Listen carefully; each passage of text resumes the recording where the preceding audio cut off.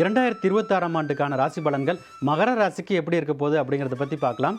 மகர ராசிக்காரங்க நிறைய வருஷமாக கஷ்டப்பட்டுட்டு இருக்காங்கன்னு சொல்லலாம். கிட்டத்தட்ட 2020லேருந்தே கஷ்டப்பட்டுட்டு இருந்திருக்காங்க. 2025ல் கொஞ்சம் கொஞ்சம் ரிலீஃப் வந்திருக்கும். மே, ஜூன், ஜூலை மாதம் ரிலீஃப் வந்திருக்கும். அதுக்கப்புறம் அதுலேயும் கொஞ்சம் செட்பேக் ஆகி கொஞ்சம் டவுனாக போயிருப்பாங்க. இந்த வருஷ தொடக்கத்தில் இவங்களுக்கு டைம் ரொம்ப சூப்பராக இருக்குன்னு சொல்லலாம். ஈவன் ஒரு கோல்டன் பீரியட்னே சொல்லலாம். ஜனவரி, பிப்ரவரி மாதத்துலேயே இவங்க அதாவது வேலைக்கு ட்ரை பண்ணாங்கன்னா உடனே கிடச்சிரும். அப்பாயின்மெண்ட் ஆர்டர் கன்ஃபார்ம், அதாவது 100% இவங்களுக்கு ஜனவரி, பிப்ரவரி மாதத்தில் கண்டிப்பாக கிடச்சிரும். ஏன்னா குரு 6ஆம் வீட்டில் வக்கரமாக இருக்கிறதும், சனி 3ஆம் வீட்டில் நல்ல பலம் வாய்ந்த இடத்துல இருக்கார். அதாவது 7.5 சனிக்கு அப்புறம் இவங்களுக்கு கிடைக்க வேண்டிய ரிலீஃப் இன்னும் கிடைக்கல. ஏன்னா சனி ரொம்ப ஸ்லோவாக நகரக்கூடிய கிரகம். அதனால் வரக்கூடிய நல்ல பலனும் கொஞ்சம் ஸ்லோவாக தான் வரும். சனி பயிற்சி ஆகி கிட்டத்தட்ட ஒரு 8-9 மாதம் ஆயிடுச்சு.